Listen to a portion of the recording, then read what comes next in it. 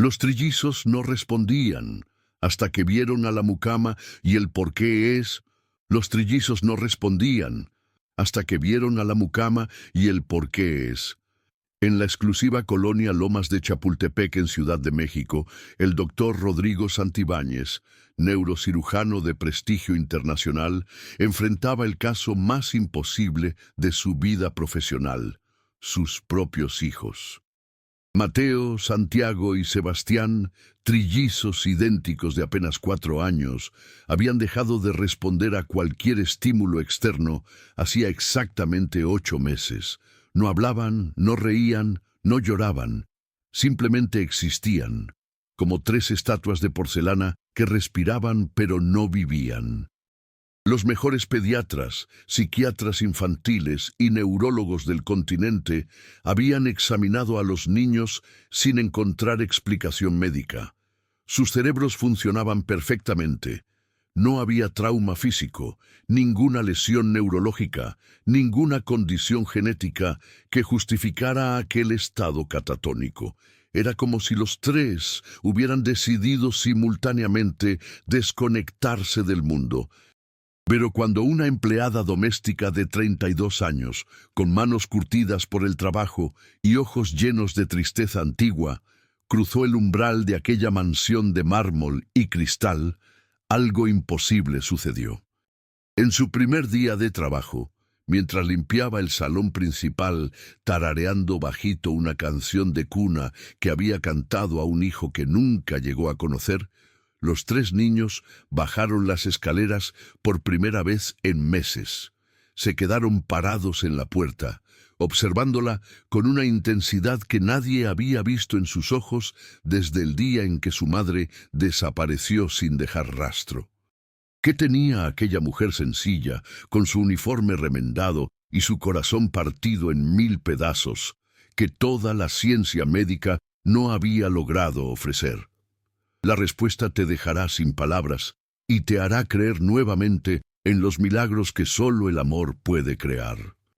Antes de continuar, por favor, suscríbete al canal, deja tu like y comparte en los comentarios desde dónde estás escuchando esta historia, porque aquí vives las historias más conmovedoras de YouTube y esta te llegará al corazón. La residencia Santibáñez ocupaba casi media manzana en una de las zonas más codiciadas de la Ciudad de México. 3 pisos de arquitectura contemporánea, con ventanales del suelo al techo que ofrecían vistas panorámicas del bosque de Chapultepec. El jardín interior tenía una fuente de cantera que alguna vez fue escenario de risas infantiles. Ahora, solo el agua se atrevía a hacer ruido en aquella casa convertida en mausoleo. Rodrigo Santibáñez había construido su reputación operando los casos más complejos del sistema nervioso central. A sus 38 años, era jefe del Departamento de Neurocirugía del Hospital Ángeles y consultor de hospitales privados en 3 países. Sus manos habían salvado cientos de vidas, devuelto movilidad a pacientes desahuciados, extraído tumores considerados inoperables. Pero esas mismas manos temblaban cada vez que intentaba abrazar a sus hijos y sentía sus cuerpecitos rígidos, sin respuesta, como si estuviera tocando maniquíes en lugar de niños. La tragedia había comenzado una noche de febrero. Hacía exactamente 8 meses y 12 días. Valentina, su esposa de 7 años, simplemente no regresó a casa. No hubo discusión previa, ninguna señal de problemas matrimoniales, ninguna carta de despedida. Salió por la mañana diciendo que iría al salón de belleza y al supermercado. Su auto fue encontrado 3 días después en el estacionamiento del Aeropuerto Internacional, pero no había registro de que hubiera abordado ningún vuelo. Las cámaras de seguridad la mostraban caminando hacia la terminal con una maleta pequeña, pero después de eso, nada. Se desvaneció como humo. La policía investigó exhaustivamente. Revisaron cuentas bancarias, hablaron con amigos y familiares, analizaron su teléfono celular y computadora. No había amante secreto, ninguna deuda oculta, ningún problema que explicara la desaparición. Valentina simplemente había decidido borrarse de la existencia, dejando atrás a un esposo devastado y 3 niños de 3 años que aún la necesitaban desesperadamente. Los primeros días, Mateo, Santiago y Sebastián preguntaban constantemente por mamá. ¿Cuándo regresa mami? ¿Dónde está mami? Mami ya no nos quiere. Rodrigo intentaba explicar con palabras que ni él mismo comprendía. Mami tuvo que irse por un tiempo, mi amor, pero papá está aquí. Pero conforme pasaban las semanas y Valentina no regresaba, algo en los niños comenzó a apagarse. Primero dejaron de preguntar, luego dejaron de hablar completamente, después dejaron de reaccionar a cualquier estímulo. Se sentaban donde los colocaban, comían mecánicamente lo que les ponían en la boca, se dejaban vestir y bañar como muñecos. Pero no había chispa de vida en sus ojos verdes, idénticos a los de la madre ausente. El doctor Alberto Méndez, el psiquiatra infantil más reconocido de México, diagnosticó un cuadro severo de mutismo selectivo combinado con síntomas disociativos.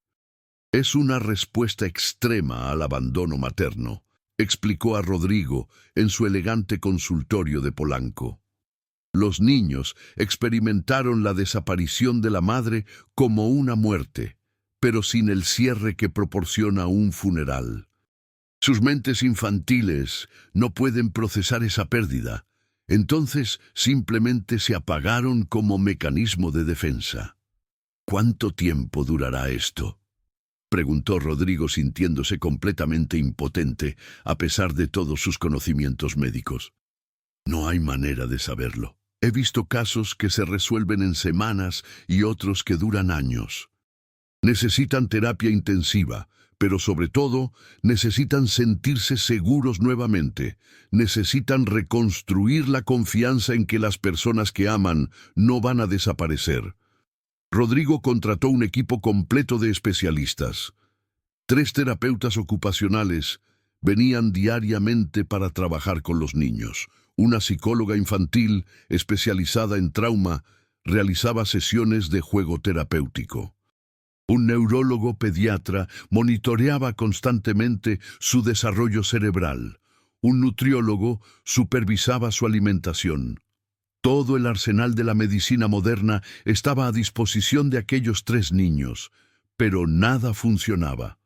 Los meses pasaron y Mateo, Santiago y Sebastián permanecían atrapados en su mundo silencioso e inaccesible. Se movían cuando se les indicaba, comían lo suficiente para sobrevivir, dormían las horas necesarias, pero no había alegría, no había curiosidad, no había conexión emocional con nada ni con nadie. Era como si sus almas hubieran seguido a la madre a donde quiera que se hubiera ido, dejando solo los cuerpos atrás. Rodrigo redujo su carga de trabajo al mínimo indispensable.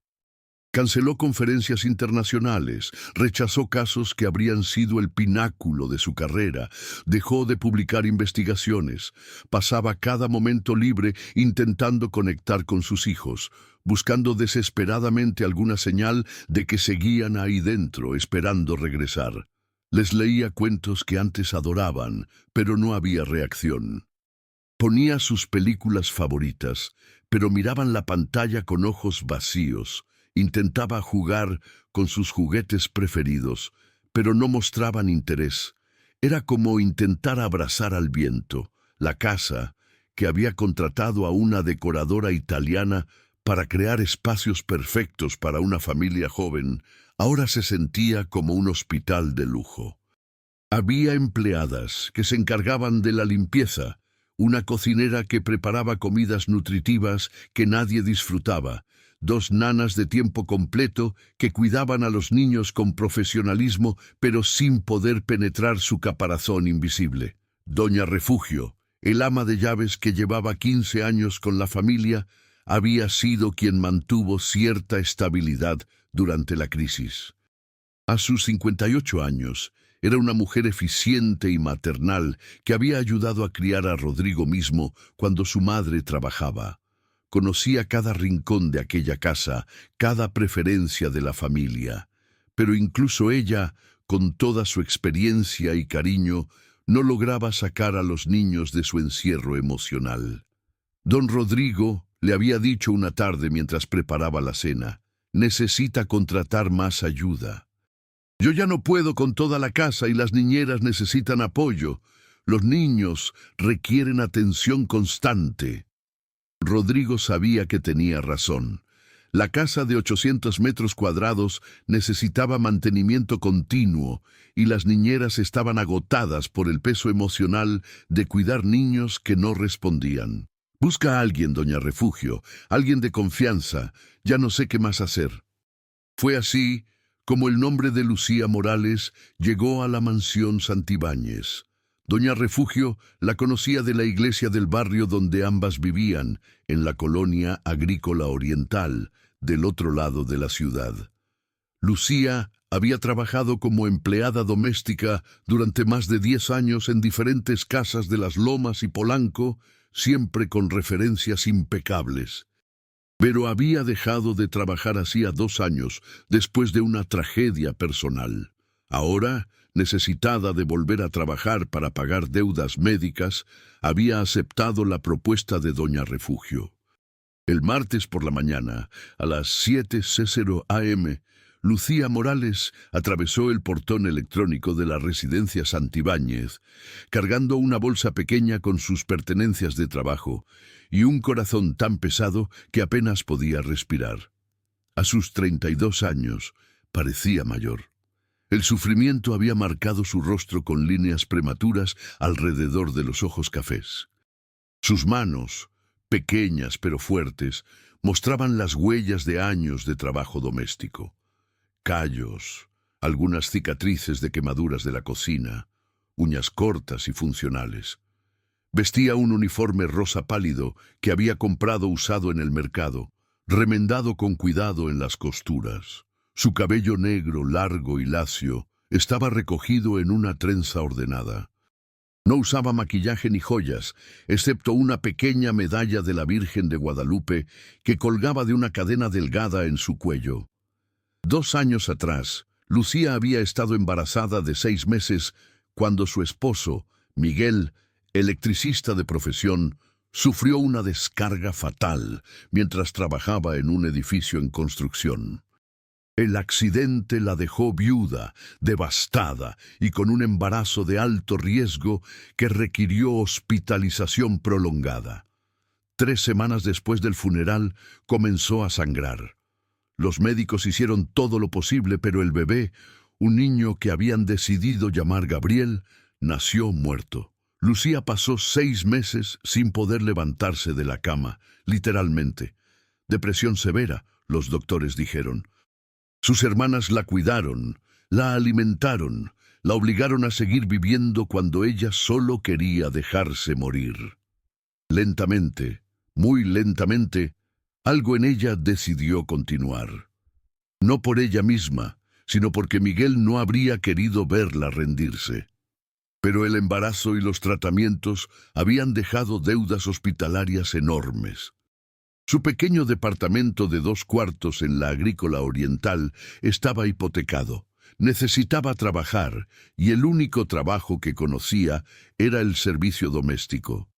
Cuando doña Refugio le ofreció el empleo en casa de los Santibáñez, Lucía casi rechazó. «Son niños chiquitos, doña Refugio», había dicho con voz temblorosa. «No sé si puedo estar cerca de niños después de lo que pasó». «Justamente por eso creo que debes ir, mija», respondió la mujer mayor con sabiduría. «Esos niños están tan rotos como tú. Tal vez puedan sanarse juntos». Ahora, parada frente a la puerta de servicio de aquella mansión que parecía salida de una revista, Lucía respiró profundo y tocó el timbre. Doña Refugio la recibió con un abrazo cálido y la condujo adentro. «Lucía, bienvenida. Ven, te voy a enseñar la casa y explicar todo». Mientras recorrían los pasillos amplios con pisos de mármol travertino, paredes decoradas con arte contemporáneo y muebles de diseñador, doña Refugio explicó la situación. La señora Valentina desapareció hace 8 meses. Simplemente se fue y nunca regresó. Los niños, los trillizos, quedaron devastados. Poco a poco dejaron de hablar, de jugar, de responder. Es como si sus almitas se hubieran ido con la mamá. Lucía sintió el corazón apretarse. Conocía bien esa sensación de querer seguir a alguien amado al vacío. ¿Están enfermos? ¿Tienen algún problema médico? Físicamente están perfectos. Todos los doctores dicen que es trauma emocional. Don Rodrigo, el papá, ha gastado fortunas en especialistas, pero nada funciona. Los niños simplemente no regresan. Llegaron a la cocina, enorme y moderna, con electrodomésticos de acero inoxidable y una isla central de granito. Doña Refugio sirvió café y continuó. Tu trabajo será mantener limpia la planta baja y ayudar con lo que se necesite. Las niñeras se encargan de los niños directamente, pero todos aquí hacemos lo que podemos. Don Rodrigo es buen hombre, muy educado, muy correcto. Está destrozado por la situación, pero hace su mejor esfuerzo. ¿Y los niños? ¿Puedo conocerlos? Están en el cuarto de juegos del segundo piso. Casi nunca bajan. Probablemente ni te van a notar, mija. Están en su propio mundo. Pero doña Refugio se equivocaba. Lucía comenzó su trabajo limpiando la sala principal, un espacio enorme con ventanales que daban al jardín, sofás blancos de diseño italiano y una alfombra persa que costaba más que todo lo que Lucía había ganado en su vida. Mientras pasaba cuidadosamente la aspiradora, sin darse cuenta comenzó a tararear. Era una canción de cuna que su madre le cantaba cuando era niña, la misma que había planeado cantar a su bebé Gabriel. La melodía era simple, pero hermosa, hablando de ángeles que protegen a los niños mientras duermen, de sueños dulces y mañanas llenas de luz. Lucía se movía con gracia natural mientras trabajaba, doblando cuidadosamente las mantas en el sofá, acomodando los cojines, limpiando el polvo de los muebles con movimientos suaves y eficientes. No era solo limpieza mecánica, había amor en la manera como tocaba cada objeto, como si estuviera cuidando tesoros en lugar de solo muebles. Estaba tan concentrada en su trabajo que no escuchó los pasos pequeños bajando la escalera. No vio cuando 3 niños idénticos, vestidos con pijamas azul marino, aparecieron en la entrada de la sala. Mateo, Santiago y Sebastián tenían 4 años, pero parecían más pequeños. El trauma los había hecho delgados, pálidos. Sus ojos verdes, heredados de la madre desaparecida, observaban el mundo sin realmente verlo. El cabello castaño claro, casi rubio, estaba siempre perfectamente peinado por las nanas, pero sin vida. Eran hermosos como 3 ángeles de Rafael, pero vacíos como conchas en la playa. Normalmente los niños pasaban todo el día en su cuarto de juegos, sentados en sus respectivas esquinas, sosteniendo juguetes sin jugar con ellos, mirando por la ventana sin ver realmente el jardín. Las nanas intentaban constantemente involucrarlos en actividades, pero era inútil. Pero esa mañana algo diferente sucedió. Sebastián, el más pequeño por 2 minutos según el orden de nacimiento, estaba sentado cerca de la puerta de su cuarto cuando escuchó algo. Una voz femenina, diferente a todas las que conocía. No era la voz profesional y animada de las terapeutas. No era la voz cariñosa pero cansada de las nanas. No era la voz de doña Refugio. Era una voz suave, casi susurrada, cantando algo que hacía eco en una parte profunda de su memoria. Se levantó sin que las nanas lo notaran y caminó hacia la puerta. Mateo, siempre conectado de alguna manera misteriosa con sus hermanos, lo siguió. Santiago, Viendo a los otros dos moverse, se unió. Los tres bajaron las escaleras por primera vez en 4 meses. Cuando llegaron a la entrada de la sala, se quedaron parados allí, observando a Lucía. Ella estaba de espaldas, doblada sobre la mesa de centro, limpiando con un trapo suave. Su voz seguía tarareando aquella canción, tan parecida a algo que recordaban vagamente, algo cálido y seguro de antes de que el mundo se volviera frío y vacío. Lucía sintió la presencia antes de verlos. Ese instinto maternal que había desarrollado durante el embarazo, que pensó que había muerto junto con su bebé, de repente despertó. Se dio vuelta lentamente y vio a los 3 niños parados en la puerta. Por un momento, el tiempo se detuvo. Lucía miraba a 3 niños idénticos que la observaban con intensidad que no habían mostrado en meses. Los niños miraban a una mujer desconocida que de alguna manera se sentía familiar, segura, como algo que habían perdido y no recordaban haber tenido. «Hola, corazones», Lucía dijo suavemente, agachándose para quedar a su altura. Su voz temblaba ligeramente, pero había calidez genuina en ella. «Soy Lucía. Vine a ayudar a cuidar su casa linda». No esperaba respuesta. Doña Refugio le había advertido que los niños no hablaban, no reaccionaban, pero lo que sucedió después desafió toda lógica. Mateo, el mayor por 4 minutos, dio un paso hacia adelante, luego otro. Sus ojos, que habían estado vacíos durante meses, ahora tenían un brillo de algo... curiosidad, reconocimiento, esperanza. Santiago y Sebastián lo siguieron, moviéndose sincronizados como solían hacer antes del trauma. Los 3 se acercaron a Lucía, quien permaneció agachada, sin moverse, apenas respirando, sintiendo que cualquier movimiento brusco podría romper aquel momento mágico.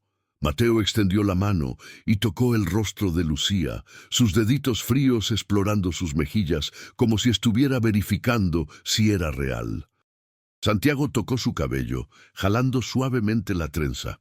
Sebastián, el más pequeño, simplemente se acercó y recostó la cabeza en el hombro de ella. Lucía sintió las lágrimas brotar, pero las contuvo. Con movimientos infinitamente suaves, rodeó a los 3 niños con sus brazos, abrazándolos como había soñado abrazar a su propio hijo. Los niños no se resistieron. Por primera vez en 8 meses, se dejaron abrazar voluntariamente, buscando el calor de otro ser humano. «Está bien, mis amores», Lucía susurró, meciendo suavemente a los 3. «Están seguros. Todo va a estar bien». Y entonces, el milagro que ningún doctor, ningún terapeuta, ningún especialista había logrado en 8 meses. Sebastián levantó la cabeza del hombro de Lucía, la miró directamente a los ojos con sus ojitos verdes llenos de lágrimas y susurró una palabra que resonó por la sala silenciosa como campanas de iglesia. «Mami». En ese momento, en el segundo piso, el doctor Rodrigo Santibáñez salía de su oficina para buscar café. Escuchó algo que lo hizo detenerse en seco, con el corazón acelerándose hasta casi salirse del pecho. Una voz infantil, la voz de uno de sus hijos. Corrió hacia las escaleras, bajándolas de 2 en 2, casi tropezando en su prisa. Cuando llegó a la entrada de la sala, la escena que vio lo dejó paralizado. Sus 3 hijos, que durante 8 meses habían sido como estatuas vivientes, estaban abrazados a una mujer desconocida, y Sebastián estaba hablando. «Mami», repetía el niño, aferrándose a Lucía. «Mami regresó». Mateo y Santiago, escuchando a su hermano, comenzaron a llorar. No el llanto silencioso y contenido de los últimos meses, sino un llanto genuino, liberador, de niños que finalmente encontraban una salida para meses de dolor acumulado. «Mami, ¿dónde estabas?», Mateo sollozó. «Te extrañamos tanto». «No te vayas otra vez», Santiago suplicó, su voz ronca por el desuso. «Por favor, no te vayas». Lucía no sabía qué hacer. Los niños la estaban confundiendo con su madre desaparecida, pero algo en su instinto le dijo que no los corrigiera en ese momento. En cambio, los abrazó más fuerte, dejando que sus propias lágrimas corrieran libremente. «Estoy aquí, mis amores», susurró. «Estoy aquí con ustedes». Rodrigo permaneció parado en la entrada, con lágrimas corriendo por su rostro. Sus hijos estaban hablando. Estaban sintiendo, estaban vivos nuevamente, y todo por culpa de una mujer sencilla que había entrado a su casa hacía menos de una hora. Se acercó lentamente, sin querer interrumpir el momento, pero desesperado por estar cerca de sus hijos. «Papá». Mateo lo vio y extendió una mano hacia él sin soltar a Lucía. «Papá, mami regresó». Rodrigo se arrodilló junto al grupo, su mente de médico intentando procesar lo imposible, mientras su corazón de padre simplemente quería abrazar a sus hijos. Lucía levantó los ojos hacia él, y Rodrigo vio allí algo que lo dejó sin palabras. Dolor reconociendo dolor, pérdida reconociendo pérdida, y por encima de todo, amor maternal puro que no necesitaba explicación ni justificación. Yo soy Lucía», ella dijo con voz temblorosa. «Soy la nueva empleada. Yo no sé qué pasó, solo estaba cantando y ellos...» «Está cantando la canción», Sebastián interrumpió, su vocecita clara como cristal. «La canción que mami cantaba cuando teníamos miedo». Rodrigo sintió como si alguien hubiera golpeado su pecho. Valentina solía cantar esa canción de cuna a los niños cuando eran bebés. Él la había olvidado completamente, pero los niños, en algún lugar profundo de su memoria traumatizada, la recordaban.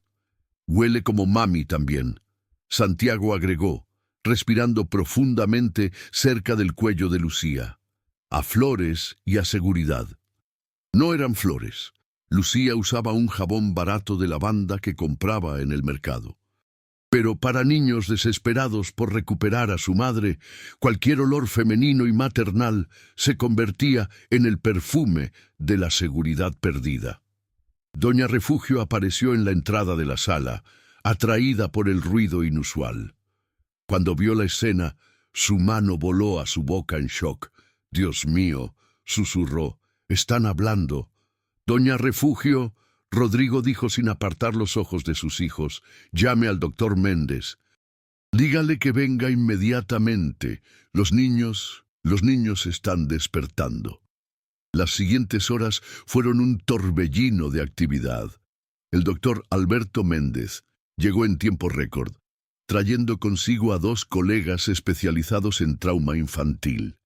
Examinaron a los trillizos exhaustivamente mientras los niños se negaban a soltar las manos de Lucía. Cada vez que ella intentaba alejarse para darles espacio a los doctores, los 3 comenzaban a llorar y llamarla. El doctor Méndez, después de 3 horas de observación y evaluación, se reunió con Rodrigo en la oficina del segundo piso, mientras Lucía permanecía abajo con los niños, leyéndoles un cuento que ellos escuchaban con atención total. «Rodrigo», el psiquiatra comenzó, su rostro mostrando una mezcla de asombro profesional y confusión científica. «En 30 años de práctica, nunca he visto algo así. Los niños han experimentado lo que llamamos reconexión emocional traumática. ¿Qué significa eso en términos que pueda entender? Significa que su cerebro encontró un ancla emocional lo suficientemente fuerte como para justificar salir de su estado disociativo. Esa mujer, Lucía, de alguna manera representa para ellos seguridad maternal extrema. La combinación de su voz, cantando una canción familiar, su energía maternal natural, tal vez hasta su olor o la manera como se mueve, todo se combinó para crear una sensación de madre regresó. Pero no es su madre. No, pero para niños de 4 años con trauma severo de abandono, ella es lo suficientemente cercana. Sus cerebros infantiles crearon una conexión que les permite sentirse seguros nuevamente. Es extraordinario, Rodrigo. La ciencia puede explicar el mecanismo, pero no puede replicarlo.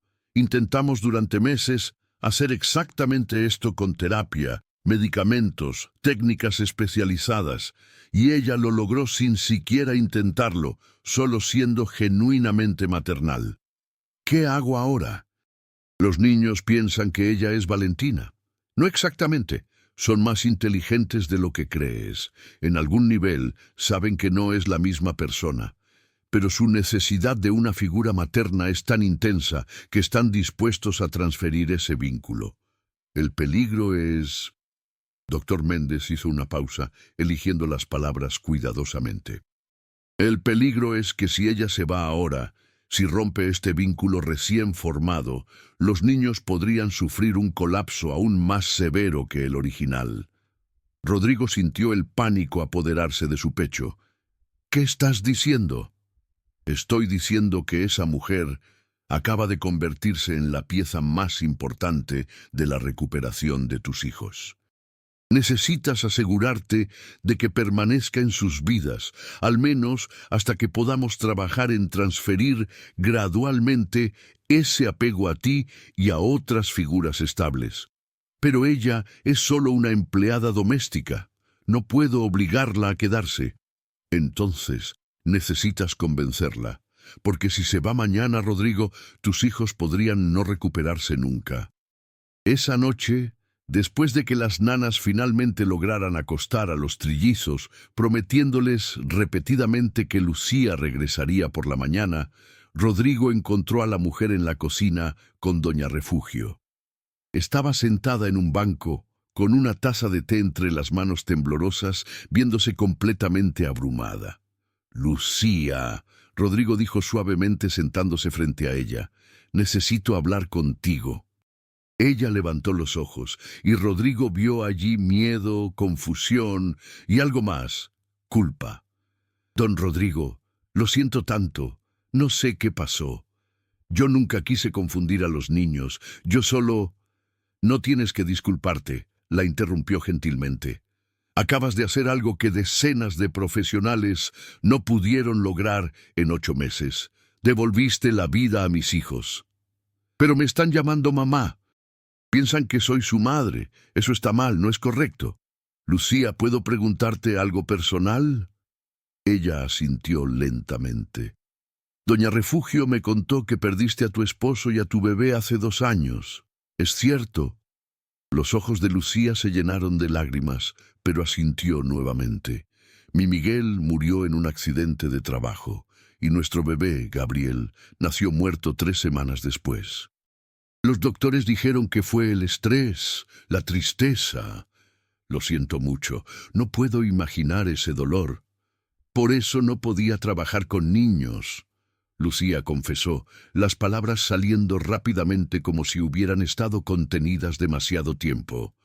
«Me dolía demasiado ver lo que nunca podría tener, pero cuando escuché sobre este trabajo, las deudas, necesitaba el dinero. Pensé que podría mantenerme lejos de los niños, solo limpiar la casa. ¿Y ahora?» Ahora, Lucía se limpió las lágrimas. «Ahora siento como si mi corazón volviera a latir por primera vez en 2 años. Cuando esos niños me abrazaron, cuando me miraron como si yo fuera su salvación, sentí como si Gabriel no hubiera muerto en vano, como si todo ese dolor tuviera un propósito». Rodrigo sintió algo moverse en su pecho, una emoción que no había experimentado desde que Valentina desapareció. «Lucía, voy a pedirte algo grande. Probablemente demasiado grande y completamente injusto». Ella lo miró expectante. «Mis hijos te necesitan.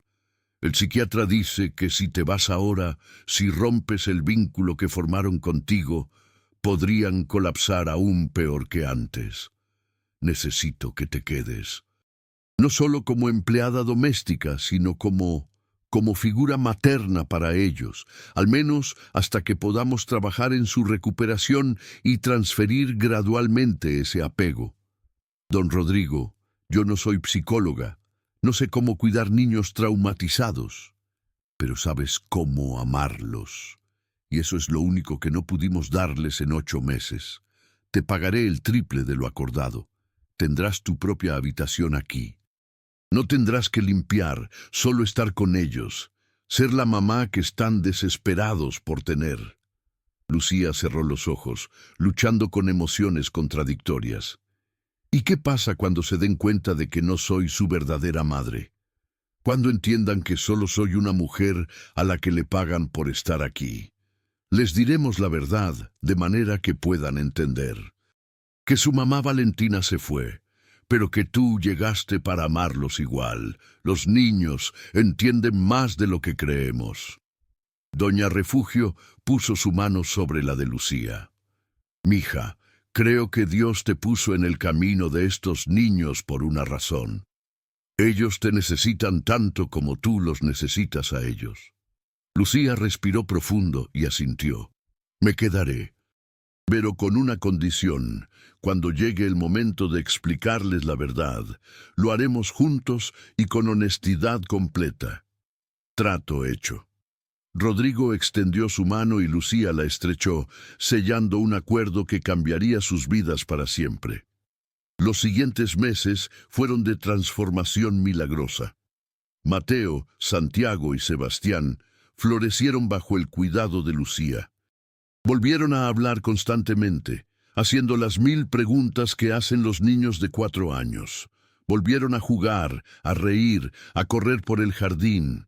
Comían con apetito las comidas que Lucía preparaba especialmente para ellos. Dormían tranquilos, sabiendo que ella estaría allí por la mañana. Lucía se mudó a una habitación en la planta baja, decorada especialmente para ella. Rodrigo cumplió su palabra. No tenía que limpiar nada. Su único trabajo era amar a esos 3 niños como si fueran suyos. Y lo hacía sin esfuerzo, porque realmente lo sentía así. Una tarde, 4 meses después de su llegada, Mateo hizo la pregunta que todos sabían que llegaría. «Mami Lucía», dijo con su vocecita seria, «¿tú eres nuestra mami de verdad o nuestra mami nueva?» Lucía miró a Rodrigo, que estaba presente. Él asintió, dándole permiso para la verdad que habían ensayado. Se arrodilló frente a los 3 niños. «Mi amor, su mami de verdad se llama Valentina. Ella los amó mucho, pero tuvo que irse. Yo soy Lucía, y llegué a amarlos igual que si los hubiera tenido en mi panza. ¿Entienden la diferencia?» Santiago frunció el ceño pensativo. «Entonces eres como una mami del corazón, no de la panza». «Exactamente, mi vida, una mami del corazón». «¿Y te vas a ir como se fue nuestra mami de la panza?» Sebastián preguntó con miedo en los ojos. «Nunca». Lucía los abrazó a los 3. «Yo me quedo para siempre si ustedes me dejan». «Para siempre», los 3 repitieron, y el tema quedó cerrado con la simplicidad hermosa de los niños. 2 años más tarde, en una ceremonia íntima en el jardín de la mansión, Rodrigo y Lucía se casaron. No había sido un romance apresurado o desesperado. Había sido el crecimiento natural de 2 almas rotas que se curaron mutuamente mientras sanaban a 3 niños. Rodrigo se había enamorado de la mujer extraordinaria que amaba a sus hijos como propios. Lucía se había enamorado del hombre que valoraba su corazón más que su posición social. Mateo, Santiago y Sebastián, ahora de 6 años, fueron los padrinos de honor. Y cuando el juez preguntó si alguien se oponía a la unión, los 3 gritaron al unísono: «Nadie, porque mami Lucía es nuestra y de papá». 6 meses después del matrimonio, Lucía descubrió que estaba embarazada. Cuando les dio la noticia a los trillizos, temía su reacción, pero Mateo simplemente sonrió y dijo: «Un hermanito para nosotros y un bebé para ti, mami. Ahora tendrás uno de la panza también». «Pero ustedes siguen siendo mis primeros bebés», Lucía les aseguró. «Lo sabemos», Santiago dijo con confianza, «porque el corazón crece cuando necesita amar a más personas. Papá nos lo explicó». Cuando nació Isabela, Los trillizos la recibieron con amor incondicional. Le cantaban la misma canción de cuna que Lucía les había cantado el primer día. La cuidaban con ternura que hacía llorar a los adultos. En el quinto cumpleaños de Isabela, la familia Santibáñez Morales, reunida en el jardín, era la imagen perfecta de la felicidad. Mateo, Santiago y Sebastián, ahora de 11 años, eran niños seguros, inteligentes y amorosos. Ningún rastro quedaba del trauma que casi destruye sus vidas. Rodrigo observaba a Lucía rodeada de sus 4 hijos, su rostro radiante con una felicidad que había reemplazado completamente aquella tristeza antigua. Se acercó y la abrazó por detrás. «¿En qué piensas?», ella preguntó. «Pienso que hace 5 años entró una mujer rota a limpiar mi casa, y sin saberlo limpió también nuestros corazones rotos». Lucía se volteó y lo besó suavemente. «No me dieron solo una familia, me dieron una razón para creer que después de la pérdida más grande puede venir el amor más hermoso». Esa noche, mientras acostaban a los niños, Sebastián hizo una observación profunda. «Mami Lucía, ¿sabes qué? Creo que nuestra mami Valentina te envió para cuidarnos, como un regalo antes de irse». Lucía sintió las lágrimas, pero sonrió. «Tal vez tengas razón, mi amor. Tal vez ella sabía que yo también necesitaba ser encontrada». Los trillizos que no respondían habían encontrado su voz. La mujer que había perdido todo había encontrado una familia. El hombre que pensó que nunca volvería a amar había encontrado una compañera verdadera. Y todos juntos habían aprendido la lección más importante, que el amor verdadero no se mide por la sangre, sino por la disposición del corazón para elegir quedarse, para elegir sanar, para elegir construir familia donde solo había ruinas. En la mansión de las lomas de Chapultepec, donde una vez el silencio reinaba como un rey cruel, ahora las risas de 4 niños y el amor de 2 adultos que se salvaron mutuamente llenaban cada rincón.